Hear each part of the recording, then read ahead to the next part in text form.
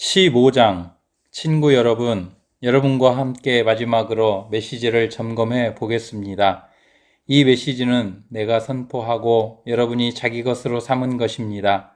여러분은 이 메시지 위에 서 있고 이 메시지로 인해 여러분의 삶은 구원을 받았습니다.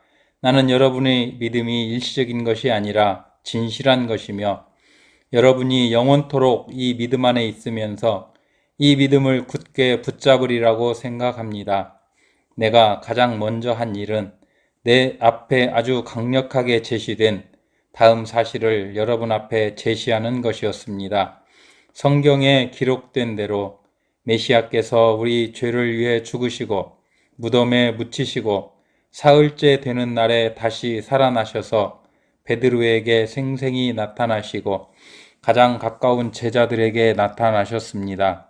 그 후에 그분께서는 한 번에 500명이 넘는 제자들에게 나타나셨는데 그들 가운데 몇 사람은 세상을 떠났지만 대부분은 지금도 우리 곁에 살아 있습니다.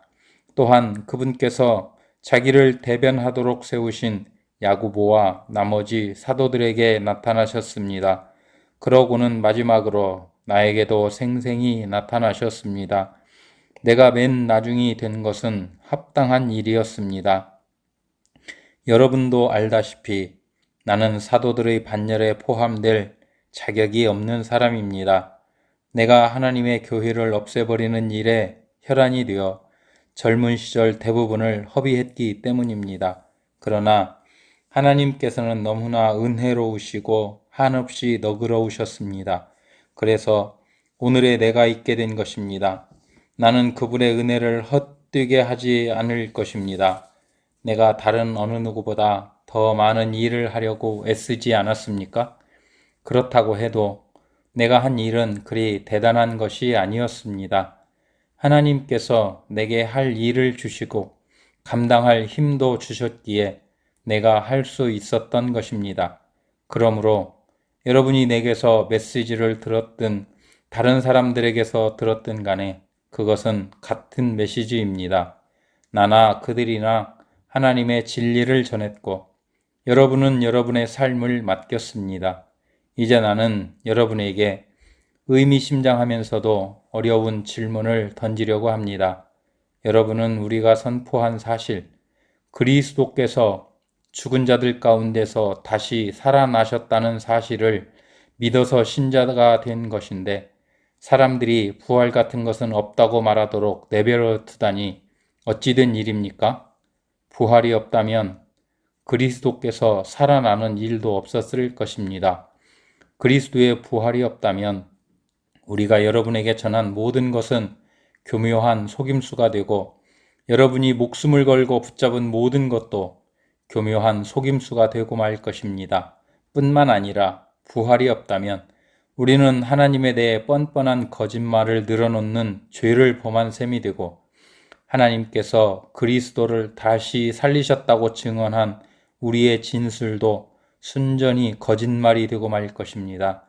죽은 자들이 다시 살아나는 일이 없다면 그리스도께서 다시 살아나는 일도 없었을 것입니다. 그분은 실제로 죽으셨기 때문입니다. 그리고 그리스도께서 다시 살아나지 않으셨다면 여러분은 지금도 예전처럼 어둠 속에서 길을 잃고 헤매고 있을 것입니다. 그것은 그리스도와 부활을 신뢰하며 죽은 이들에게 훨씬 불행한 일이 되었을 것입니다. 그들은 이미 무덤 속에 누워 있으니 말입니다. 우리가 그리스도에게서 얻은 것이 이 땅에서 잠시 사는 동안 누리는 작은 감동이 전부라면 우리야말로 정말 가엾은 사람들일 것입니다. 그러나 진실은 이렇습니다. 그리스도께서 다시 살아나셔서 장차 무덤을 떠날 수많은 사람들의 첫 유산이 되신 것입니다. 이와 관련해 적절한 예를 들어보겠습니다. 처음에 죽음이 한 사람을 통해서 왔고 부활도 한 사람을 통해서 왔습니다. 아담 안에서 모든 사람이 죽은 것과 같이 그리스도 안에서 모든 사람이 살아납니다. 그러나 우리는 순서를 기다려야 합니다. 그리스도가 먼저이고 그 다음은 그리스도께서 다시 오시는 때에 그분과 함께하는 사람들입니다. 그리스도께서 다시 오시는 때는 장중한 완성의 때일 텐데 그때가 되면 그리스도께서 반대 세력을 부서뜨리고 그의 나라를 하나님 아버지께 넘겨드릴 것입니다. 그분께서는 마지막 원수가 쓰러질 때까지 멈추지 않으실 것입니다. 그 마지막 원수는 다름 아닌 죽음입니다. 시편 기자는 하나님께서 그들 모두를 낮추시고 하나님께서 그들 모두를 짓밟으셨다고 말했습니다. 하나님께서 그들 모두를 짓밟으셨다고 말할 때 모든 것을 짓밟으신 분께서 동시에 짓밟힐 수 없다는 것은 자명한 이치입니다. 하나님께서 마침내 만물과 모든 이들을 다스리실 때 그 아들도 모든 이들의 자리로 내려가 그들과 함께 서서 하나님의 통치가 미치지 않는 곳이 없음을 증명해 보이실 것입니다. 완벽한 결말이 아닐 수 없습니다. 사람들이 죽은 자들을 위해 세례를 받는 이유가 무엇이라고 생각합니까? 죽은 자들의 부활이 없고 하나님의 능력이 무덤 입구에서 그치고 만다면 그분께서 무덤을 깨끗이 정리하시고 모든 이들을 끌어올려 일어서게 하실 것을 암시하는 행위를 우리가 무엇 때문에 계속 한다는 말입니까? 내가 이토록 위험한 일에 목숨을 거는 이유가 무엇이겠습니까? 나는 살면서 하루도 빠짐없이 죽음과 직면합니다. 여러분은 내가 부활하신 메시아 예수께서 보증해 주신 여러분의 부활과 나의 부활에 대한 확신도 없이 이 일을 하고 있다고 생각합니까? 여러분은 내가 에베소에서 나의 최후가 되지 않기를 바라면서 사나운 짐승들과 싸울 때 그것이 단지 영웅처럼 행동하려고 한 것에 불과하다고 생각합니까? 결코 그렇지 않습니다. 내가 행하고 말하는 것, 내가 사는 방식을 뒷받침하는 것은 부활, 언제나 부활입니다. 부활이 없다면 우리는 내일이면 죽을 테니 먹고 마시자고 할 것입니다. 그리고 그것이 전부일 것입니다. 그러나 속지 마십시오. 부활을 반대하는 잡담에 물들지 마십시오. 나쁜 친구가 좋은 행실을 망칩니다. 똑바로 생각하십시오. 깨어나 거룩한 삶을 사십시오. 더 이상 부활의 사실에 대해 오락가락하지 마십시오.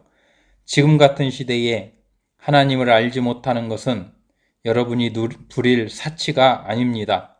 이러한 일을 오랫도록 방치하다니 여러분은 창피하지도 않습니까? 어떤 회의론자는 꼭 이런 질문을 던집니다. 부활이 어떻게 일어나는지 보여주시오. 도표로 보여주고 그림으로 보여주시오. 도대체 부활한 몸은 어떻게 생겼습니까?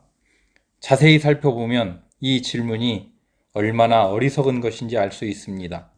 이런 일은 도표로 나타낼 수 없습니다. 이와 유사한 경험을 정원1에서 찾아볼 수 있습니다. 죽은 것 같은 씨를 심었는데 이내 식물이 무성하게 자랍니다. 눈으로 볼 때 씨앗과 식물은 비슷한 점이 없습니다. 여러분은 토마토 씨를 보고 토마토가 어떻게 생겼을지 헤아릴 수 없습니다. 우리가 흙 속에 심은 것과 거기서 움튼 것은 똑같아 보이지 않습니다. 우리가 땅에 묻는 죽은 몸과 그 몸에서 비롯되는 부활한 몸도 전혀 다른 모습일 것입니다. 몸의 종류도 놀랄 만큼 다양하다는 것에 주목해 보십시오. 씨앗의 종류가 여러 가지이듯이 몸의 종류도 여러 가지입니다. 사람의 몸도 있고 동물의 몸도 있고 새의 몸도 있고 물고기의 몸도 있습니다. 저마다 독특한 형태의 몸을 가지고 있습니다. 땅에 있는 다양한 몸뿐만 아니라 하늘에 있는 해와 달과 별들과 같은 다양한 천체들도 그 아름다움과 밝기가 각기 다르고 다양합니다. 그것을 보는 것만으로도 부활의 영광이 얼마나 다양한지를 어렴풋하게나마 알 수 있습니다. 우리는 부활 이전의 씨를 보고 있을 따름입니다. 그러니 부활이라는 식물이 어떤 모습일지 누가 상상이나 할 수 있겠습니까? 죽은 것 같은 씨를 심었는데 살아있는 식물을 거둡니다. 이 이미지는 기껏해야 밑그림 정도에 불과하지만 부활한 몸의 비밀에 접근하는데 도움이 될 것입니다. 다만 다시 살아나면 영원히 살아나 영원히 살게 된다는 것을 마음에 새겨야 합니다. 죽어서 묻힌 몸은 아름답지 않지만 다시 살아난 몸은 영광스럽습니다. 약한 것을 심었는데 강한 것이 싹틉니다. 뿌린 씨는 자연의 것인데 거기서 자란 것은 자연 너머의 것입니다. 씨도 같은 씨이고 몸도 같은 몸이지만 그것이 육체로 죽어 묻힐 때와 영원한 영의 생명으로 다시 살아날 때 그 차이는 실로 엄청납니다. 성경에서 이 순서를 따라가 보겠습니다. 첫 번째 아담은 생명을 얻었고 마지막 아담은 생명을 주는 영이 되었습니다. 육체의 생명이 먼저 오고 영적인 생명은 그 다음에 옵니다. 기초는 흙으로부터 단단히 빚어졌지만 최종 완성은 하늘로부터 옵니다. 첫 번째 사람이 흙에서 난 이래로 사람들은 땅에 속한 사람이 되었습니다. 두 번째 사람은 하늘에서 났고 사람들은 이제 하늘에 속한 사람이 될 수 있습니다. 이제껏 우리는 땅에 뿌리를 두고 살아왔지만 이제는 하늘에 속하는 것을 목표로 삼아야 합니다. 친구 여러분, 내가 강조하고 싶은 것은 이것입니다. 땅에 속한 우리의 삶은 그 본성상 우리를 하나님 나라로 인도해 주지 못합니다. 그 삶의 자연스러운 본성은 죽음입니다.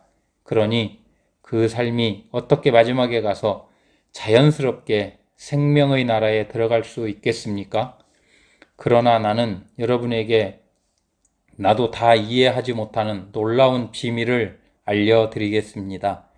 우리는 모두 죽지 않고 변화될 것입니다.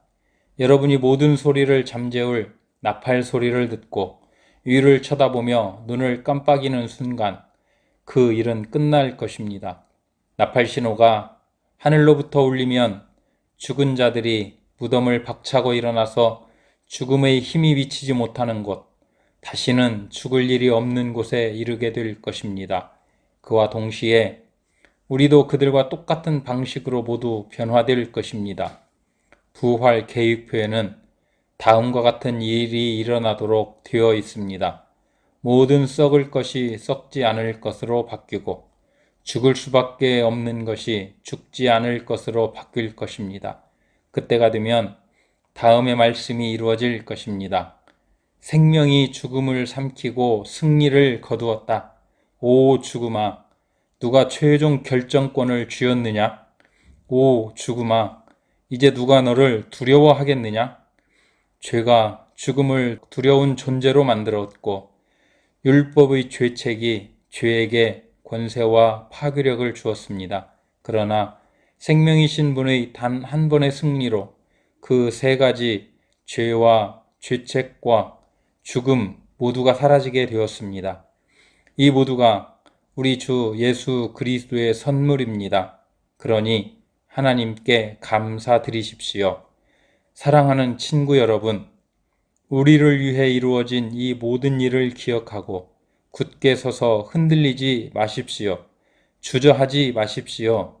여러분이 주님을 위해 하는 일이 시간 낭비나 헛수고가 아님을 확신하여 주님의 일에 매진하십시오. 16장, 여러분이 가난한 그리스도인들을 위해 모으고 있는 구제 헌금과 관련해서 나는 갈라디아에 있는 여러 교회에 내린 것과 똑같은 지시를 여러분에게도 내립니다. 여러분 각자 일요일마다 헌금하고 그것을 잘 보관하십시오. 할 수 있는 한 후하게 하십시오. 그러면 내가 그리로 갈 때 여러분은 모든 준비를 마쳐서 내가 따로 부탁하지 않아도 될 것입니다. 내가 가면 여러분이 대표로 세운 사람들에게 편지를 써주어 권한을 부여하고 그들을 예루살렘으로 보내어 여러분의 선물을 전하도록 하겠습니다. 내가 함께 가는 것이 최선이라고 생각하면 기꺼운 마음으로 그들과 함께 가겠습니다. 나는 그리스 북부 지역을 거쳐 여러분에게 갈 작정입니다. 오래 머물 계획은 아니지만 한동안 여러분과 함께 지내며 겨울을 나게 될지도 모르는데 그래도 되겠습니까? 그런 다음에 여러분은 다음 행선지로 나를 보내주면 됩니다. 나는 다른 주요 행선지로 가는 도중에 여러분에게 잠깐 들르려는 것이 아닙니다. 나는 얼마 동안 편안한 마음으로 머물고 싶습니다. 주님께서 허락하시면 우리는 그 시간을 갖게 될 것입니다. 지금 나는 이곳 에베소에 머무르고 있습니다. 선한 일을 할 수 있는 큰 문이 이곳에 활짝 열렸으니까요. 물론 저항도 만만치 않습니다. 디모데가 그리로 가거든 잘 보살펴 주십시오. 그가 여러분 가운데서 마음 편히 지낼 수 있게 해 주십시오. 그도 나처럼 주님을 위해 열심히 일하는 사람입니다. 그를 얕보는 사람이 없게 하십시오. 그리고 얼마 후에 여러분의 축복과 함께 그를 내게 보내주십시오. 내가 그를 기다리고 있다고 전해주십시오. 그와 함께 하던 벗들도 그를 기다리고 있습니다. 우리의 벗 아볼로에 관해서 말씀드리면 나는 그가 여러분을 방문할 수 있게 하려고 최선을 다했습니다. 그러나 아직 그를 설득하지 못했습니다. 지금은 적절한 때가 아니라고 생각하는 것 같습니다. 그러나 적절한 때가 올 것입니다. 깨어 있으십시오. 여러분의 믿음을 굳게 붙잡으십시오. 전력을 다하십시오. 확고해지십시오. 쉬지 말고 사랑하십시오. 친구 여러분, 나의 부탁을 들어주기 바랍니다. 스테바나 가족에게 특별한 관심을 기울여 주십시오. 여러분도 알다시피 그들은 그리스에서 얻은 첫 번째 회심자들입니다. 회심 이후로 그들은 그리스도인들을 섬기는 일에 헌신해왔습니다. 나는 여러분이 이런 사람들을 존중하고 존경하기를 바랍니다. 그들은 바람직한 일이 무엇이며 그 일을 어떻게 해야 하는지를 보여주는 동료요 일꾼입니다. 나는 스테바나와 부드나도와 아가이고가 나와 함께 있게 되어 얼마나 기쁜지 모릅니다. 그들이 내가 여러분과 함께 하지 못해 아쉬워하는 마음을 어느 정도 채워주고 있습니다. 그들이 여러분과 나 사이에 소식을 전해주어 내 기운을 북돋아 주었습니다. 이런 사람들이 여러분 가운데 있음을 자랑으로 여기십시오. 이곳 서아시아에 있는 교회들이 여러분에게 안부를 전합니다. 아골라와 브리스길라 그리고 그들의 집에 보이는 교회가 안부를 전합니다. 이곳에 있는 모든 벗들이 안부를 전합니다. 거룩한 포옹으로 주위에 안부를 전해 주십시오. 나 바울이 친필로 안부를 전합니다. 누구든지 주님을 사랑하지 않는 사람이 있으면 그를 내쫓으십시오. 주님을 위한 자리를 마련해 두십시오. 우리 주 예수께서 여러분에게 두 팔을 활짝 벌리고 계십니다. 나는 메시아이신 예수 안에서 여러분 모두를 사랑합니다.